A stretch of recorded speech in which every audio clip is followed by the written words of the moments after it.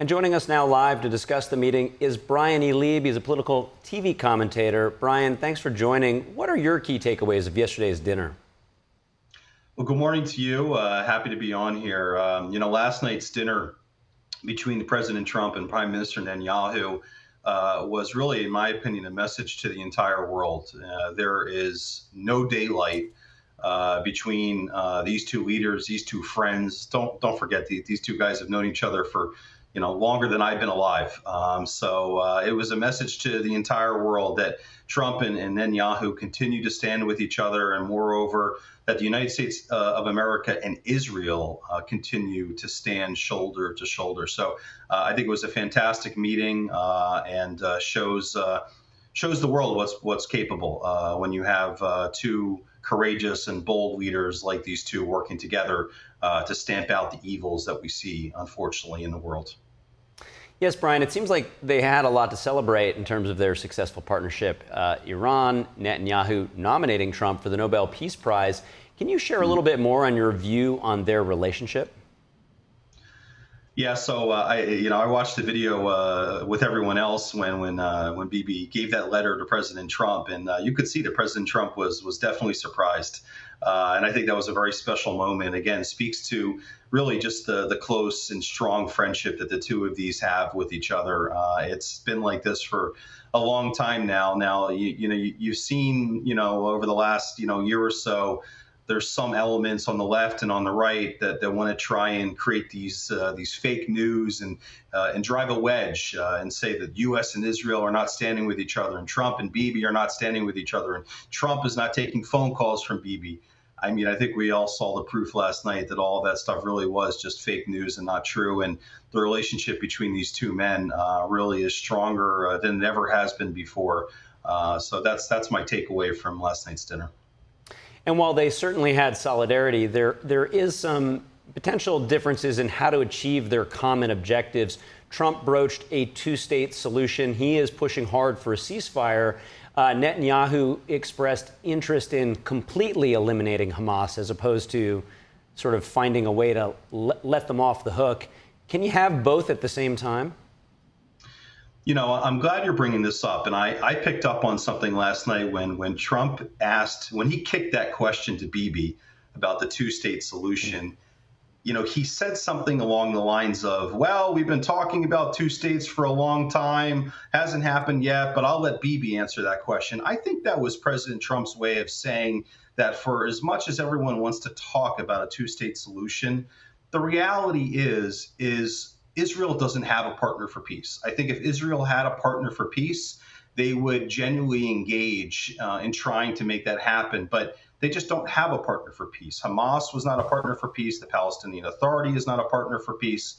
So honestly, I personally don't think there really ever really will be a two-state solution. And by the way, your audience probably knows that there's over 1.5 million Arabs that are already citizens of Israel with full rights and everything that every Israeli has. So we'll see what happens. And I'm also, there was also another little tidbit to pick up on from last night, where both Trump and Netanyahu, they talked about how neighboring Arab countries are willing potentially to be taking in some of these Palestinians that don't want to live in Gaza anymore. So we'll see how that unfolds. But again, one thing is for sure, when you have Trump and Bibi working together, there's a real chance to finally have lasting peace in the Middle East that we all want so bad. Yeah, let's explore that a little further. What's the latest on potentially an option to go to other neighboring countries? Do you know which countries? Do you know what the benefits and the incentives would look like to those people who want to take that option? Well, that's all inside baseball right now that I'm not privy to in terms of what the incentives might look like. But I mean, we can certainly look at what we see and understand that countries like Egypt or Jordan or the UAE and possibly even the Kingdom of Saudi Arabia, Abraham Accords type countries, that they would likely take in some level of Palestinians. Now we'll see if that happens, because if we're being honest with ourselves here, this solution, let's call it, has been kicked around for decades. And time again, Arab countries have held firm in saying that they do not want to have any Palestinian refugees in their country at all. So we'll see how that unfolds. But I also think that we're going to see something else unfold.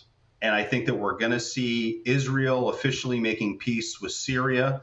I think you're going to see Israel officially making peace with the Kingdom of Saudi Arabia. And if Israel and the Saudis make peace together, all bets are off in a good way, in a very good way. It's going to really continue to reshape the Middle East, which is something that President Trump, I think, is very committed to doing.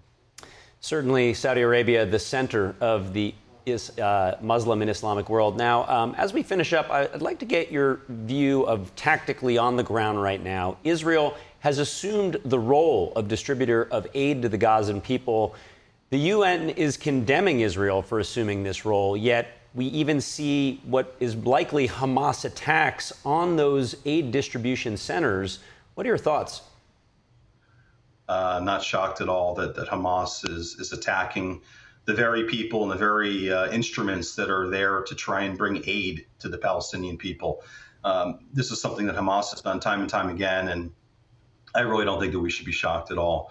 And also, I don't think we should be shocked that the UN is condemning Israel. I mean, that's really seems to be really all the UN does these days is condemn Israel, while they completely ignore Hamas, ignore the Islamic Republic of Iran, the Houthis, Hezbollah, et cetera. So, yeah, it's listen. I think the U.S. and Israel are all trying to, and also Israel's Arab partners are all trying to do everything they can to just finally have lasting peace. I mean, guys, how long have we been talking about the conflict in the Middle East? And the conflict in the Middle East has a lot to do with the fact that the Islamic Republic of Iran has been funding all these terrorist proxies that have continued forward and continue on with this mission of trying to eradicate the state of Israel. So now, listen, what's the situation? You have Hamas, which is crippled, Hezbollah, which is crippled, the Islamic Republic of Iran, which is crippled, the Houthis, which were pretty much crippled. So I think that we finally have a chance, guys, for there to be lasting peace in the region. And I think that we should all hope and pray that that continues to happen. Bryan Leib, thank you for your analysis this morning. Thanks so much, guys. Have a great day.